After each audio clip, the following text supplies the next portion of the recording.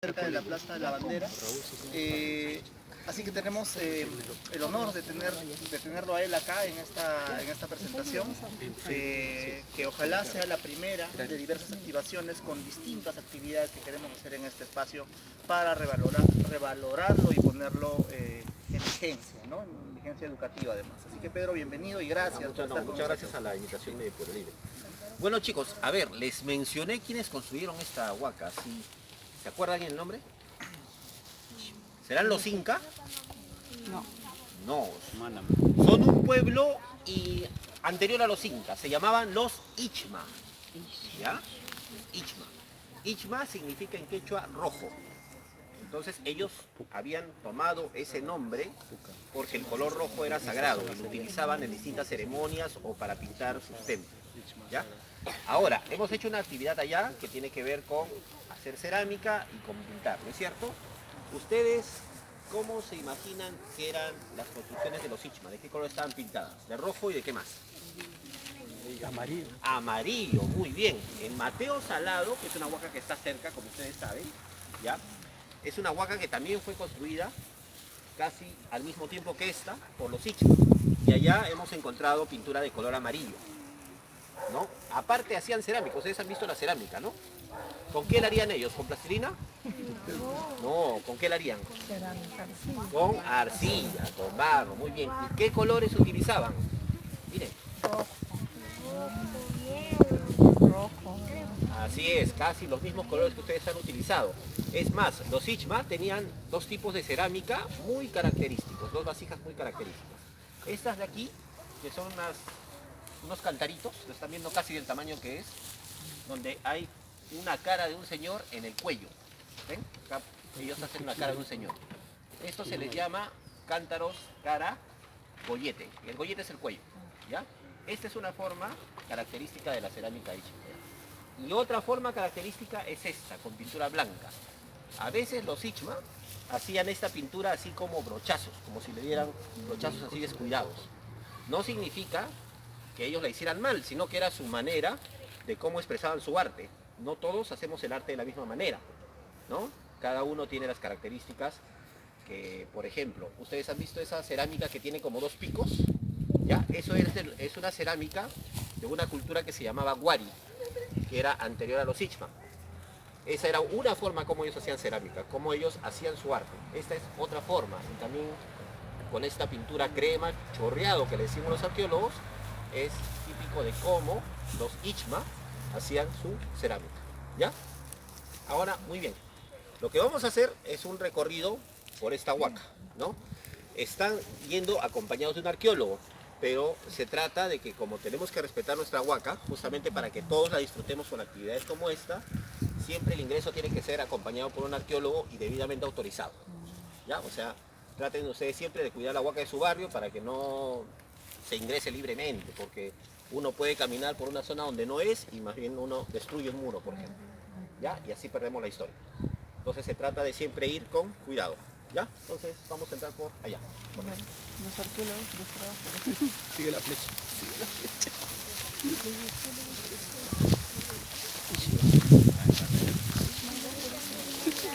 Serán puro toque. Por no enfocar. Andreita cuando era chiquita tenía una familia todo esto. Pero algo le gusta, ¿no? No, sí, pero Mira, no, cuidado, cuidado.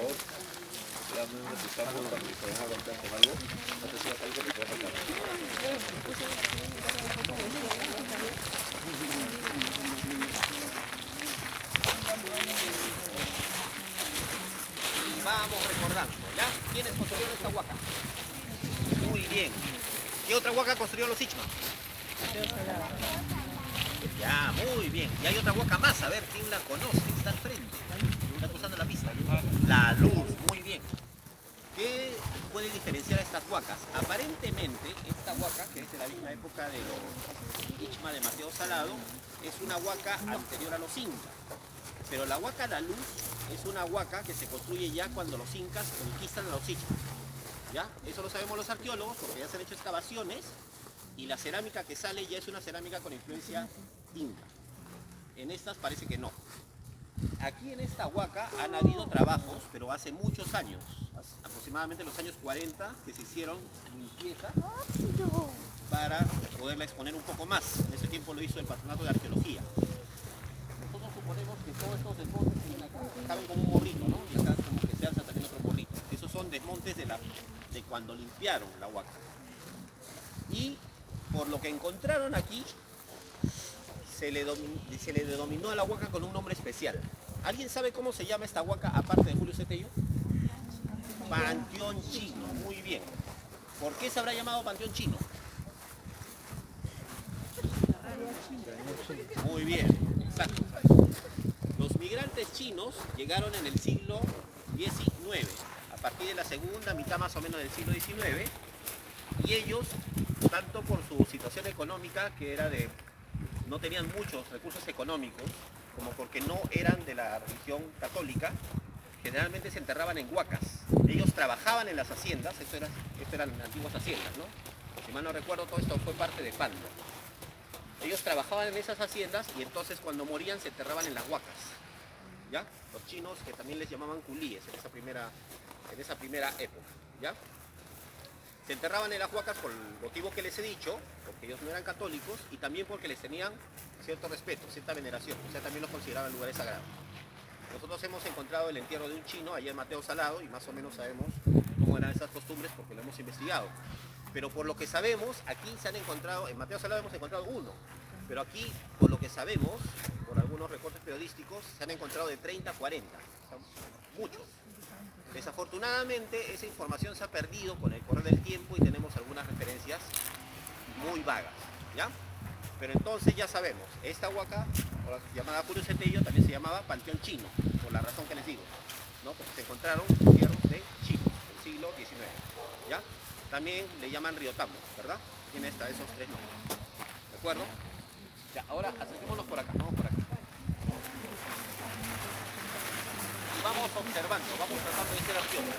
A ver, ¿por dónde estará la entrada a la huaca? Ya, ellos dos, mira, ellos dos, listos por acá. ¿Por dónde creen ustedes? ¿Otra opinión? ¿Otra opinión? Ya. Muy bien con los chicos, futuros arqueólogos, ¿no? Efectivamente. La huaca ha sido cortada por el tiempo por varios lados. ¿Ya?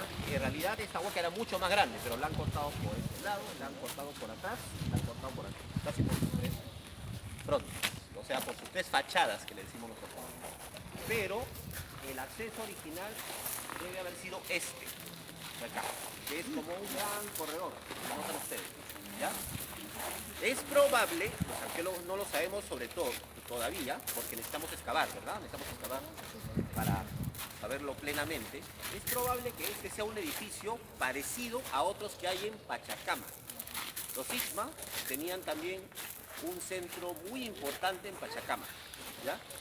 Y ahí hay unos edificios que eran palacios de los antiguos curacas Ichma y se llaman pirámides con rampa. Entonces es probable que esto de acá sea una rampa para subir. Una piedra. ¿Ya? Eso sería muy importante porque esta huaca sería una de las pocas pirámides con rampa que hay en esta zona del río. Hay otra pirámide con rampa, pero ya de época inca y que está en el Parque de las Leyendas, se llama Huacalapán. Pero la otra pirámide con rampa que habría en toda esta zona de Lima sería esta, ¿no? De las pocas que quedan. Pero para estar plenamente seguros, falta excavaciones y es lo que queremos hacer con el correr del tiempo. ¿De acuerdo? ¿Qué? Ahora vamos Estoy corrompiendo. ya.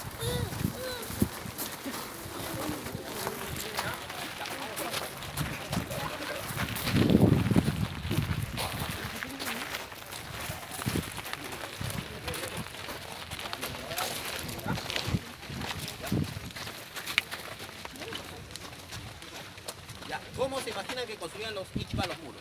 Miren, estos muros. ¿Cómo los habrían hecho? ¿Con adobes? No, ¿No? tapias. Tapias, ¿no? ¿Saben cómo son las tapias? ¿Ya? Las tapias se hacían así. Acá ponían como tablas o esteras muy muy largas, ¿ya? Y del otro lado otra. Hacían como un cajón. Largo. Y lo que metían dentro de esos cajones largos era tierra ligeramente humedecida, no barro, sino tierra ligeramente humedecida, y la chancaban, ¿no? La chancaban, esperaban que se seque y sacaban ese molde, ¿no?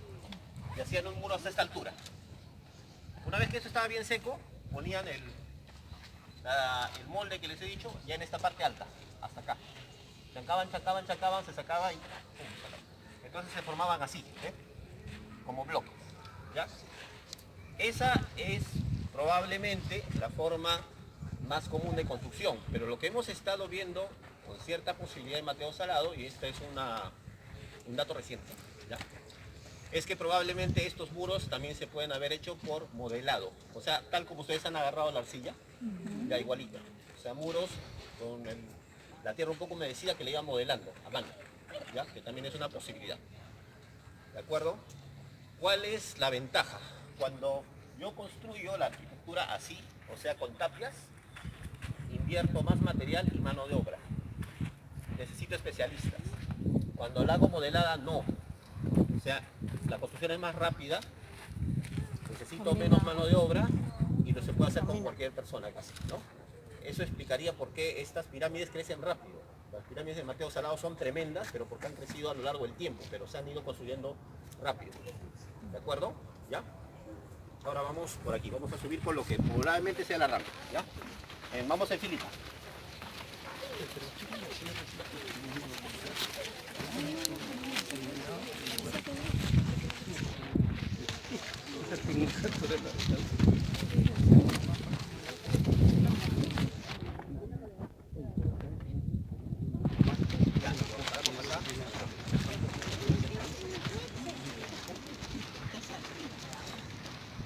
Ya, cuando ustedes vayan por la calle de allá y van a mirar hacia aquí, van a poder apreciar que todos los muros están cortados. Eso es por lo que les dije, con el correr del tiempo, con el correr de las urbanizaciones, a la Huaca la han cortado por sus tres lados. Parece que el único que está más o menos entero es el de acá. Pero era una Huaca que llegaba mucho más atrás y mucho más hacia allá, ¿ya? Esta sería la parte más alta. Por lo que hemos visto, hacia los costados habría algunos pequeños recintos, pero este era como el corredor principal para subir hasta la cima, ¿ya? ¿Cuál era también la ventaja de estas huacas? Estas huacas, como eran los edificios grandes de sus tiempos, se podían ver las unas a las otras. Entonces aquí, por ejemplo, se veía claramente a Mateo Salado, ¿no? Ustedes dirán, pero ¿por qué dos huacas tan cerca, al mismo tiempo? Por lo siguiente, la mayoría de huacas, ¿ya?, que ustedes ven como complejos arqueológicos allá, por ejemplo, como Mateo Salado, era sobre todo para la gente que gobernaba y para los sacerdotes. Pero el pueblo, que era el que construía, vivía en caseríos en los alrededores, ¿ya? Vivía como en pequeñas urbanizaciones, por decirlo así, que estaban dispersas en todo el valle. Entonces, dentro de cada urbanización había o el palacio del curaca o un templo, un pequeño templo, que ese sería el caso de esto, ¿no? O sea, probablemente esto haya sido el templo del curaca de la zona, ¿ya?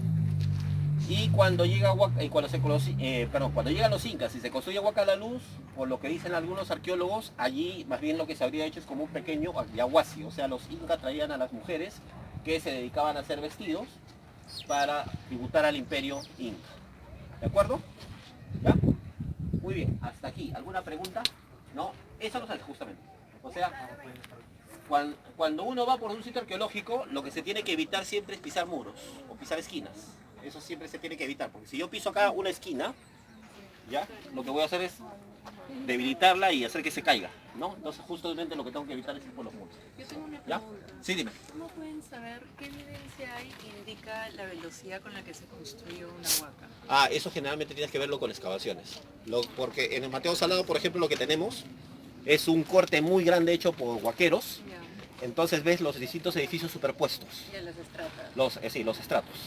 Entonces hay algunas zonas donde una misma técnica constructiva, Ya, de repente suena muy abstracto, pero digamos, una misma forma de construir, sí, la ves que se superpone mucho. ya. Eso te puede estar indicando cierta intensidad en la construcción. Ya, ya, ya, ya. O de repente, lo que también pasa en Mateo Salado, lo que hemos visto es que se va construyendo un edificio uno después de otro y de repente crece un mega edificio con harta mano de obra e inversión en el mismo material. Ya. Eso también te indica un crecimiento explosivo Ya, ya, y ya. rápido, ¿no? Esos son más o menos algunos indicios de velocidad, digamos, en la construcción. Hasta que pueda sacar fechados carbono 14, que no es muy Claro. sencillo, ¿no? Ya. Los fechados carbono 14 son caros. Ya no siempre es muy sencillo sacarlos, ¿ya? Pero digamos, antes se pensaba que con un solo fechado ya pues podía más o menos ver cuál era la antigüedad de un edificio, pero no es así. Se necesitan varios y los fechados por si acaso dan un lapso. No es que den la fecha exacta de construcción, ¿no? Le dice que puede haber sido construido entre el año 1150 y el año 1250. Dan un lapso. Entonces no es que los fechados carbono 14 sean necesariamente exactos. ¿Ya? O sea, los Ichma estaban organizados en varios curacazgos independientes. O sea, es como si fueran pequeñas naciones, chiquitas, con cierta independencia, ¿no? Eran como una confederación. Entonces cada una de estas naciones o curacazgos tenía su propio curaca, su propia capital, por decirlo así. Y sabemos por los documentos de los españoles que llegaron aquí hace los primeros años de la conquista, cuáles eran los nombres de algunos de esos curacazgos, ¿no? Y son nombres que de alguna manera se han mantenido hasta ahora. El más evidente, Maranga. Pero también había el curacazgo de Lati. ¿A qué correspondería? Ate. Ate, muy bien, ¿no? Los Coyi. Después, ¿ah? Coyi. Coyi, claro. Pero Luricancho, los Coyi eran otro señorío. O sea, eran contemporáneos a los Ichma, pero eran otro señorío. Eran como otra cultura, digamos, ¿no? Después, a ver, Sulco, ¿a qué correspondería? Curacazgo de Sulco, a Surco, ¿no? ¿Ven? Esos son nombres de antiguos curacazgos que han llegado hasta ahora. Ahora, ¿qué ocurre? Algunos curacazgos tenían dos capitales, Hanan y Urin, ¿ya? Entonces hay algunos arqueólogos que proponen que la capital Urin de Maranga era el asentamiento que está en el Parque de las Leyendas, ¿ya? Y la capital Hanan era Mateo Salado.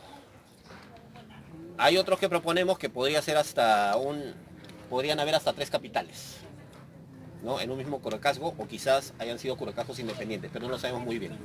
3 capitales, ¿cuáles? Maranga, Mateo Salado y Guantille. ¿Conocen la huaca que está por Magdalena, por la iglesia con la cúpula? Ya. Esa es la única huaca que queda de un grupo de 5, que eran bien grandes, y que las destruyeron ladrilleros, ¿no? Solamente queda uno. ¿De acuerdo? Habían más en esa zona. Sí, habían más, habían 5 grandes. Porque dicen que, por ejemplo, en el cruce que está la avenida La Marina, Castilla, hay un barrio que se llama Santo Toribio, que muchos de los vecinos lo conocen como la ciudad perdida, porque dice que cuando ellos tenían que cruzar hacia el otro lado, cruzaban por ahí en una huaca, pero la volaron. Exacto. Porque comenzaron a urbanizar y hacer toda la zona, de toda esa avenida. Exacto. O sea, hubieron más ahí entonces. Sí. Sí, era cierto. Sí, hay un viajero inglés que se llamaba Bandelier. Él llegó a hacer planos de ese sector, ¿no? Y había varias huacas, algunas con frisos, o sea, con decoraciones en relieve. Algunas tenían decoraciones en relieve. Y bueno, y en Guantilla se han encontrado, ¿no? Hace poco se han encontrado aves, así en relieve y pintadas de blanco. Y sí. Esa huaca que está en la avenida Venezuela, frente al estadio de la San Marcos. Ahí frente a Venezuela hay varias. Frente al Estadio San Marcos hay varias. Hay hasta 5 en la organización Pando. Pero todas esas huacas son de la cultura Lima, que es más antigua que Ichma, ¿no?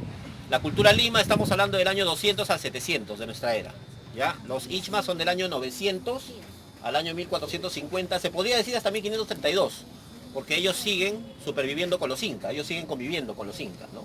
No es que hayan desaparecido una vez que llegan los incas. Desaparecen cuando llegan los españoles, eso sí.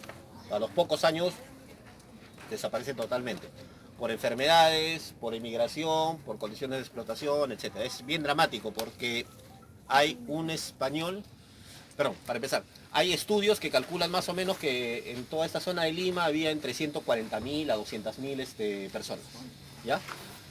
Luego cuando se hacen las visitas a la zona de Maranga, etcétera, más o menos hacia el año 1549, es decir, 19 años después de la conquista, están calculando que hay entre 20.000 a 9.000.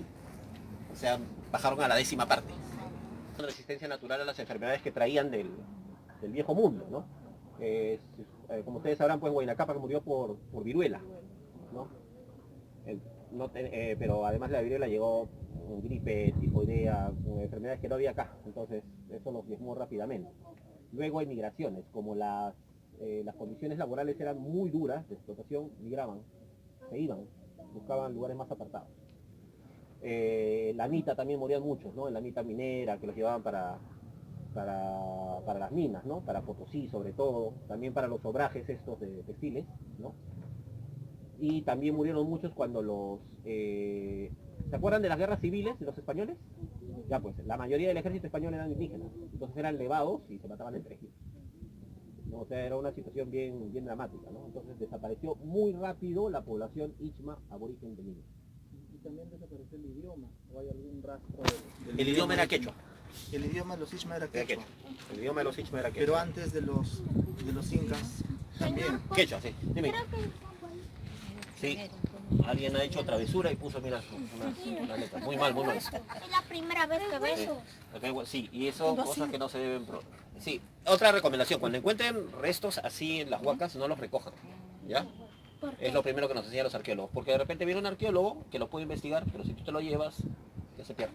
No le podemos llevarnos y darle a un arqueólogo que trabaja acá. No, porque es importante dónde está el hueso. Por ejemplo, si yo encuentro por aquí un pedazo de cerámica metido, ¿ya?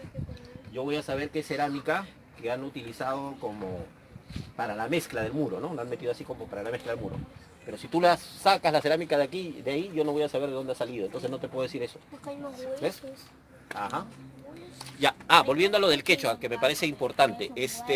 Los incas no hablaban quechua originalmente, ¿ya? Dice que la élite hablaba puquina y el pueblo hablaba aymara. ¿Qué pasa con el quechua? Cuando los incas llegan a la costa central y conquistan sobre todo a los chincha, que eran un pueblo, como ustedes saben, comerciante que llegaba en sus balsas hasta Colombia y por allá, ¿ya? Toman el quechua como lengua franca. O sea, viene a ser el inglés de su tiempo. Y ellos incorporan el quechua de esa manera.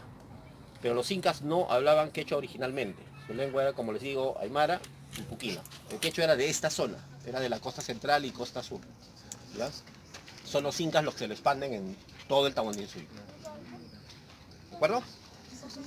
Ya, ¿alguna pregunta más? Porque este hueso no sé de qué es. ¿Por qué el hueso qué? No sé de qué es ese hueso. ¿Lo han investigado? Son huesos, no, esos son huesos de animalitos. ¿Alguna pregunta más? Vecinos, vecinas. Muy bien, entonces si no tiene más preguntas será para el próximo recorrido. Entonces vamos bajando en orden, primero voy yo. Dime. ¿Cuándo terminará la mala suerte?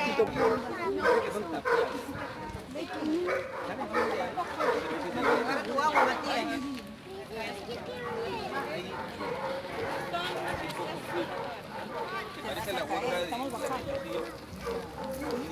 Rumores. Ves, te resbalas, ¿ves?